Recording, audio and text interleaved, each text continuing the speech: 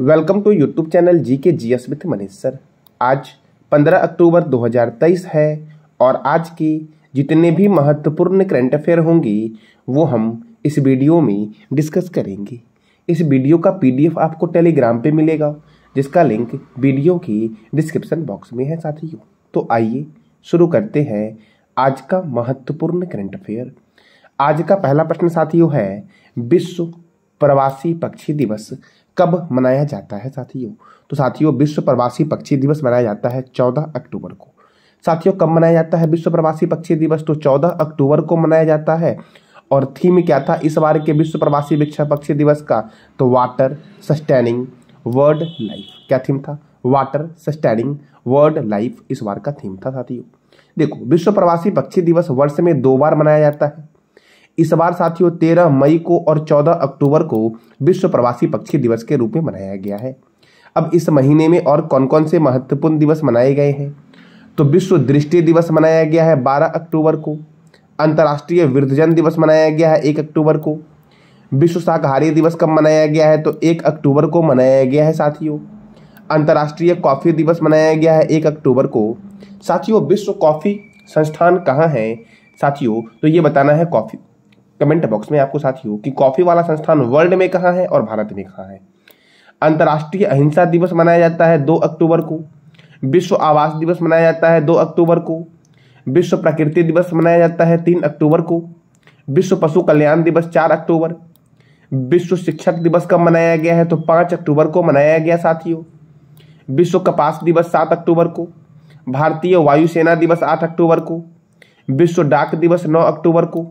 भारतीय विदेश सेवा दिवस 9 अक्टूबर को। अंतर्राष्ट्रीय बालिका दिवस कब मनाया गया? तो 11 अक्टूबर को मनाया गया साथियों। अब अगला प्रश्न आपका है, हाल ही में किस देश के पूर्व कप्तान एलिस्टर कुक क्रिकेट से संन्यास लेने की घोषणा की साथियों? तो एलिस्टर कुक ने अभी हाल ही में संन्यास लेने की घोषणा की है। यही है, आपको इमेज में दिख रहे होंगे एलिस्टर कुक साथियों। इनका संबंध किस खेल से है? तो क्रिकेट से है। और ये कहाँ के हैं? तो इंग्लैंड के हैं साथियों। अब यह इंग्लैंड के हैं तो इंग्लैंड से क्या प्रश्न बनता है आपका है? देखो इंग्लैंड को बोलते हैं यूनाइटेड किंगडम। इसकी राजधानी क्या है? लंदन। और लंदन है टेम्स रिवर के किनारे। इंग्लैंड की करेंसी है पाउंड स्टर्लिंग और यहाँ के प्रधानमंत्री हैं ऋषि सुनक। एमनेस्टी इंटरनेशनल का मुख्यालय लंदन में है। राष्ट्रमंडल अर्थात कॉमनवेल्थ का मुख्यालय कहाँ है? लंदन में है। अंतर्राष्ट्रीय समुद्री व्यापार संगठन का मुख्यालय कहाँ है? तो लंदन में है साथियों। अंतर्राष्ट्रीय समुद्री व्यापार संगठन का मुख्यालय। विश्व का सबसे बड़ा संग्रहालय है ब्रिटिश संग्रहालय, जो कहां पर है? लंदन में है। और लंदन है टेम्स रिवर के किनारे साथियों। अगला प्रश्न हमारा है, हाल ही में किस राज्य के मुख्यमंत्री ने महिला एशियाई चैंपियन ट्रॉफी 2023 के लिए जूही शुभंकर का अनावरण किया है? साथियों इमेज में दिख रहा होगा, यही है जूही। और जूही शुभंकर का अनावरण जो किया गया है वह किस राज्य के मुख्यमंत्री के द्वारा किया गया है? तो झारखंड के मुख्यमंत्री हेमंत सोरेन के द्वारा किया गया साथियों। महिला एशियाई चैंपियनशिप ट्रॉफी 2023 के लिए जूही शुभंकर का आयोजन साथियों। अब साथियों जूही शुभंकर साथियों यह है क्या? तो शुभंकर जूही बेतला नेशनल पार्क में प्यारे हाथी से प्रेरणा लेती है साथियों। क्या मैंने बोला कि शुभंकर जूही जो आपका है वह बेतला नेशनल पार्क जो झारखंड में है वहां पे प्यारे हाथियों से प्रेरणा लेती है ये जूही शुभंकर। अब झारखंड, तो झारखंड की राजधानी है रांची। झारखंड के गवर्नर है सीपी राधाकृष्णन। झारखंड के चीफ मिनिस्टर है हेमंत सोरेन। झारखंड में राज्यसभा 6 है और लोकसभा 14 है। पलामू अभ्यारण्य, बेतला राष्ट्रीय उद्यान, पालकोट वन्यजीव अभ्यारण्य साथियों कहाँ है? झारखंड में है। दालमा वन्यजीव अभ्यारण्य झारखंड में है। भारतीय लाह अनुसंधान संस्थान रांची में है। केंद्रीय खनन अनुसंधान संस्थान धनबाद में है। राष्ट्रीय धातु विज्ञान प्रयोगशाला कहाँ है? जमशेदपुर में है साथियों। और जमशेदपुर को इस्पात नगरी और भारत का पिट्सबर्ग बोला गया है इस्पात के उत्पादन में साथियों। अब देखो, कोयला नगरी के उपनाम से जानते हैं धनबाद को साथियों। याद रखना जो जमशेदपुर आपका है ये स्वर्ण रेखा रिवर के किनारे है। देखो, बिरसा मुंडा हवाई अड्डा रांची में है साथियों। बिरसा मुंडा हॉकी स्टेडियम जो है ये कहाँ है ये बताना है कमेंट बॉक्स में आपको। स्वर्ण रेखा नदी रांची के छोटा नागपुर पठार से निकलती है और ओडिशा के पास बंगाल की खाड़ी में मिल जाती है। हुंडरू जलप्रपात स्वर्ण रेखा नदी पर है झारखंड में। झारखंड की मुंडा जनजाति साथियों झारखंड के छोटा नागपुर पठार में बसी हुई है। और झारखंड में एक दामोदर घाटी परियोजना है जो झारखंड और पश्चिम बंगाल में है साथियों। यहां से एक और प्रश्न बनता है कि दामोदर नदी को पश्चिम बंगाल का शोक कहा गया है साथियों। अगला प्रश्न आपका है, क्रिमिनल कोर्ट के अरेस्ट वारंट जारी होने के बाद व्लादिमीर पुतिन ने सर्वप्रथम किस देश की यात्रा की है? तो व्लादिमीर पुतिन ने साथियों किर्गिस्तान की यात्रा की है इंटरनेशनल क्रिमिनल कोर्ट की अरेस्ट वारंट जारी होने के बाद साथियों। और यह पुतिन की पहली विदेश यात्रा है और कहां के लिए? तो किर्गिस्तान के लिए साथियों। और साथियों यह किर्गिस्तान गए हैं तो किर्गिस्तान के राष्ट्रपति सादिर जापारोवा से 12 अक्टूबर को व्लादिमीर पुतिन ने मुलाकात की है और राष्ट्रमंडल शिखर सम्मेलन में यह भाग लेने गए हैं। तो राष्ट्रमंडल शिखर सम्मेलन में Azerbaijan, Belarus, Kazakhstan, Tajikistan, Turkmenistan और उज्बेकिस्तान के नेता भी शामिल हुए हैं। कौन कौन देश साथियों इस सम्मेलन में गया है?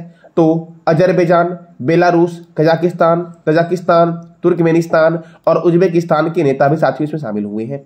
साथियों याद रखना, अर्मेनियाई प्रधानमंत्री निकोल पोर्सियन इसमें शामिल नहीं हुए हैं। इनको ही बुलाया गया था लेकिन अर्मेनियाई प्रधानमंत्री निकोल पोर्सियन जो है यह इसमें शामिल नहीं हुए हैं।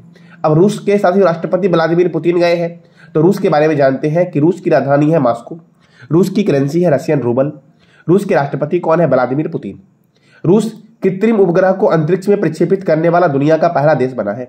साथियों कृत्रिम उपग्रह अंतरिक्ष में कितनी दूरी पर स्थापित किया जाता है ये बताना है कमेंट बॉक्स में आपको।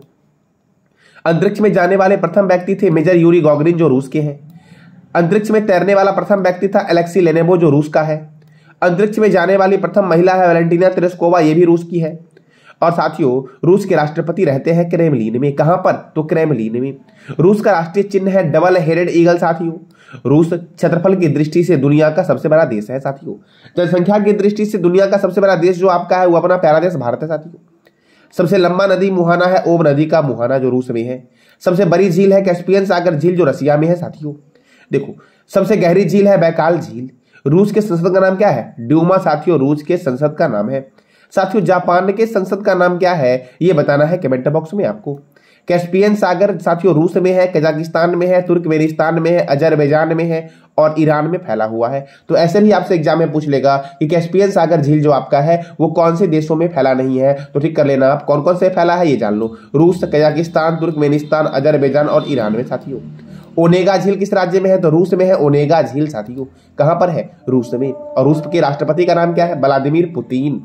अगला प्रश्न हमारा है सरस्वती सम्मान 2023 में दिया गया है तो किसे दिया गया है? ये दिया गया है शिव शंकरी को। ये तमिल भाषा के साथियों इतिहासकार साहित्यकार है साथियों शिव शंकरी। इनको दिया गया है सरस्वती सम्मान 2022 साथियों। सरस्वती सम्मान प्राप्त करने वाले पहले व्यक्ति साथियों थे हरिवंश राय बच्चन। वो इनको हिंदी भाषा में दिया गया था साथियों।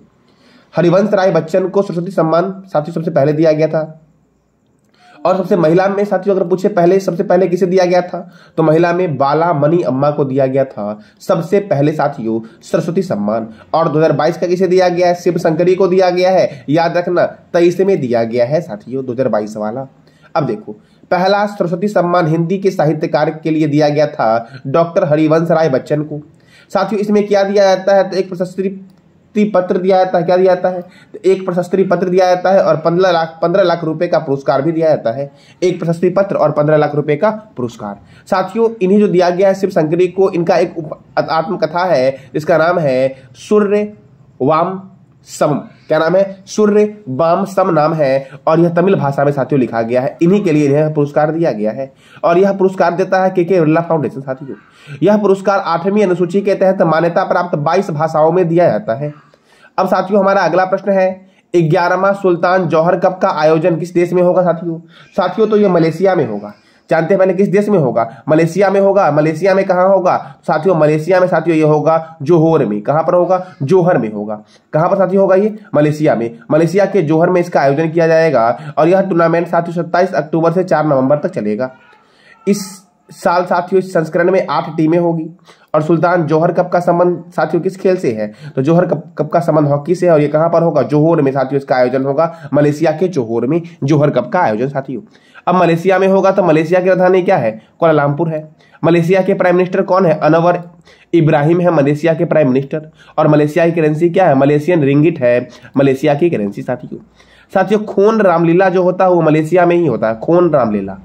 अगला प्रश्न हमारा है हाल ही में उत्तर प्रदेश राज्य का कौन सा शहर पहला सौर शहर बनेगा साथियों पहला सौर शहर जो बनेगा ये अयोध्या बनेगा। अयोध्या उत्तर प्रदेश का अयोध्या शहर बनेगा उत्तर प्रदेश का पहला सौर शहर। साथियों भारत का पहला सौर शहर कौन बना है? तो सांची बना है। कौन बना साथियों? सांची। सांची जो साथियों है ये मध्य प्रदेश में आपका सांची है। और साथियों सांची जो आपका है, सांची का स्तूप भी है जिसका निर्माण कराया गया था अशोक के द्वारा। तो अशोक किस वंश के थे ये बताना है आपको कमेंट बॉक्स में। अब साथियों इस चारों ऑप्शन से भी आपका प्रश्न बनता है कि अयोध्या है सरयू नदी के किनारे, कानपुर है गंगा रिवर के किनारे, लखनऊ है गोमती रिवर के किनारे, और मथुरा साथियों यमुना रिवर के किनारे है मथुरा साथियों। अब साथियों उत्तर प्रदेश, तो उत्तर प्रदेश की कैपिटल क्या है? लखनऊ। उत्तर प्रदेश के मुख्यमंत्री कौन है? योगी आदित्यनाथ। उत्तर प्रदेश के गवर्नर कौन है? आनंदीबेन पटेल।